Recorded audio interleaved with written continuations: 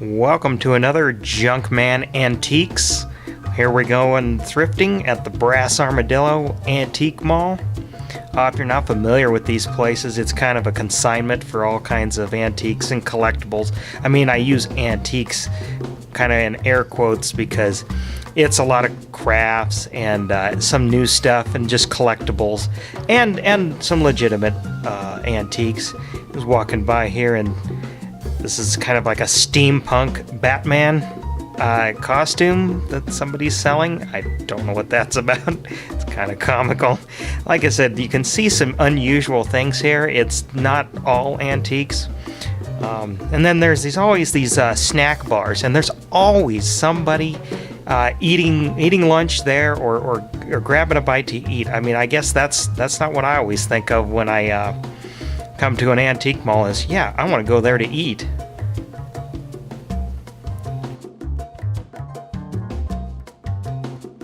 Why ask why? Try Bud Dry.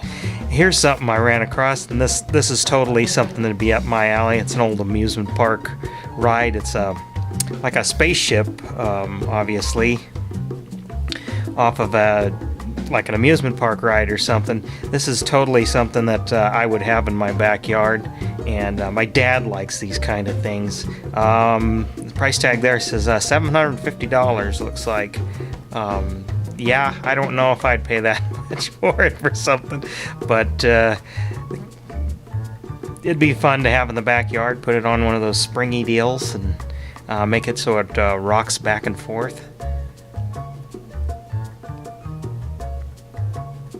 And looking around here, there's always a lot of glassware and things. And oh, these here, these are insulators, like power line insulators. These are fairly new, but these always remind me of home back on the farm, because those were just seem to be always laying around everywhere. People like to collect these and put them on shelves and make them look nice. These were about $10 a piece. That's about the going rate for those kind of things. And license plates. Now, I don't really collect license plates, but I do look for, there's some aluminum plates that were issued in like 48 and 49, and I'm always looking for Nebraska plates, preferably with a 51 prefix to put on my Jeep pickup. And if you haven't seen that, that's over on my website. You can go check that out, that I restored. But I always thumb through these and see if there's some unique ones in the pile, and if they're cheap enough, I'll buy them. But at a place like this is definitely retail prices. I don't know, I think they wanted like $15 a pop for most of them. Looking here, Denver Broncos stadium seat, I got one of those. I think they wanted like $20 for that. Oh, and these are fairly late because these are all plastic, but these are S&H green stamp dispensers, and I don't know, that's just real nostalgic for me because I still remember them, those stamps and those stamp books, and those at the cashier's counter at checkout, and they'd dial you up however much you bought, and you got stamps, and collect them and send them away for things out of the catalog. And here's some more of these insulators. Like I said, these are later ones. I think they were all about $10 a pop, made by different manufacturers and things. I like to look at them. Like I said, it's another nostalgia thing. And kind of an old-timey bingo cage. I don't know, those just interest me for some reason. I don't have one. I kind of always want one, but that one was too much. Not something that I'd be interested in.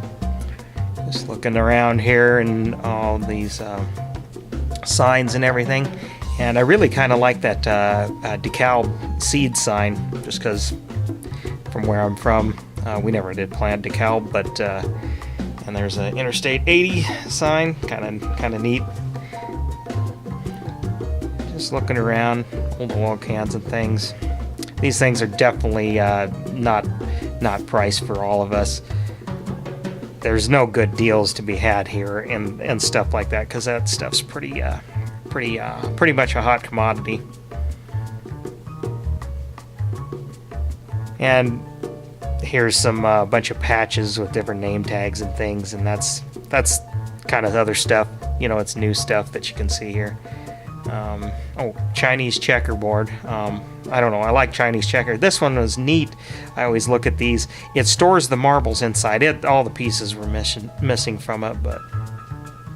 And then this caught my eye, this poster.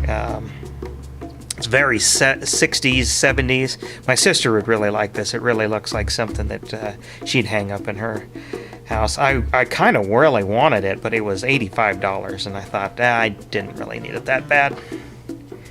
And running along here, here's a clinometer, and J.C. Whitney, I think, still sells these, a different model. This one, whoop, and I about dropped it, I about bought it right there. I think it was only $15. I probably should have bought it, but I didn't really need it. But it was cool because it was still in the box, and this was one that was sold probably in the 60s or 70s, I'm guessing. And just kind of cool. I have one in my Jeep. It's obviously a little later model. It was interesting to see because it had the box with it, which stuff like that, automotive accessories are harder to find with boxes and things. Lots of different glassware and things at these places. And oh, I always have to laugh when I see stuff like this. These are just some tines off of just a field cultivator, smooths out, breaks up the clods. And people like it for yard art and stuff, and God, they always want... I mean, it was only... I don't want to say it's like 25 or 30 bucks, and it's like on any given farm there's dozens upon dozens of these things. Oh, that's an iron weight. Doesn't have the handle. You'd heat that up on the stove and iron your clothes with it. I have a collection of those too, but that one they wanted a little too much for, and I don't need any more of those. Around here, some old jacks, automotive jacks and things. Don't really collect them, but I always like to look at them when I see it. And Katie, my wife there, picked up this weird-looking record with this. I don't remember the brand now, and the artist, but it just had a weird. Almost made me think of Howard the Duck. Old Edelbrock intake manifold there. Just looking around. And there's that's a drive wheel off of an old John Deere Lister. Most people wouldn't know what that's off of. And actually it must have been stored inside a lot because the tire's still on it, or the hard rubber tire's still on it, and not too worn and cracked. So it actually obviously didn't see much use. And toys. I always like to look at these. This one was pretty good shape. It was a Buddy L. I had the decals still on it in pretty good shape. No box, but I always like to see those. And this was an interesting record. I had to Google that and see what it was. I guess it was kind of semi-obscure, something out of the 70s. It just thought it was an odd title for an album.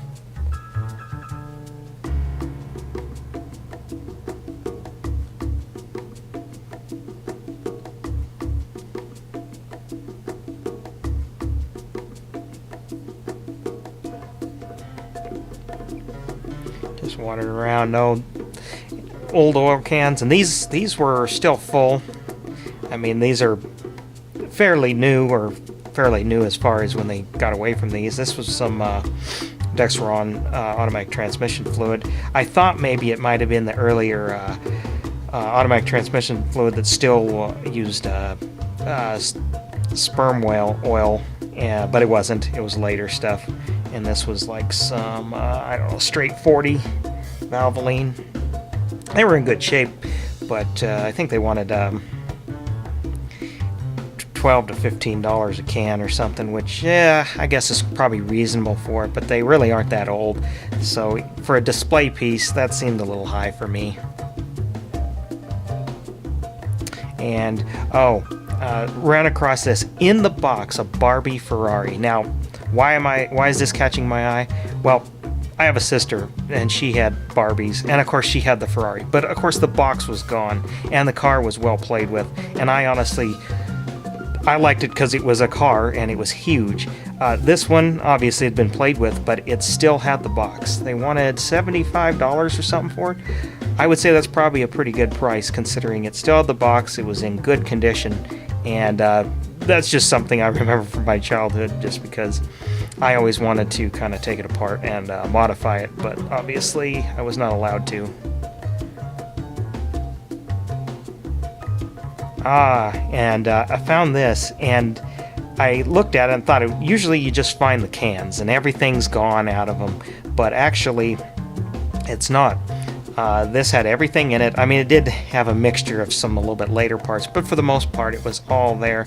Instructions were in there. They were a little beat up, but I had from my dad's actually had this same set, so I actually picked this up. They only wanted 20 bucks for it, and yeah, the instructions were in it, and I remember building most everything in there, and some of the things I didn't even understand what they were. One of them was I didn't know what it was at the time until a lot later. It was a walking beam, which I didn't know what that was until a lot later, but actually a lot of people would know it as a pump jack for like an oil well, and I never understood what it was, but when you built it and you turned the crank, it would move and oscillate up and down. This was a 1956 printing or issue of these Tinker Toys, so they're all wood, and it had, as near as I can tell, all the pieces were there and accounted for, and a few more, like I said. You can tell this was definitely made in the space age because there's a rocket launcher, and there's the walking beam, and a lot of aviation type and space travel. There was a telescope and radio tower and things you could build with that. And here, I bought the Tinker Toys, and here I am spilling them out in time lapse. And thanks for watching. Why don't you subscribe to my channel while you're here, and I'll see you next time.